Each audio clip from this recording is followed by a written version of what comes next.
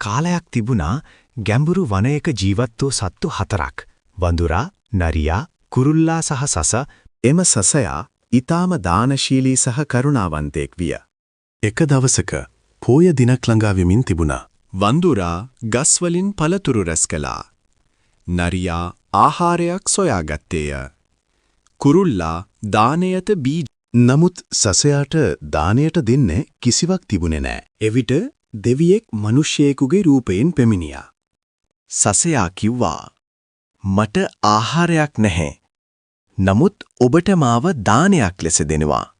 ගින්න දල් වූ පසු සසයා තමන්ම ගින්නට පැනලා ඊටමත් විශාල කරුණාවක් පෙන්නුවා. නමුත් ඒ දෙවියා සසයාගේ හදවත පරීක්ෂා කළා විතරයි. ඒ කරුණාව සහ දානශීලී භාවය නිසා සසයාගේ රූපය සදා කාලයටම සඳ මත ඇඳිලා තියෙනවා කියලා කියනවා.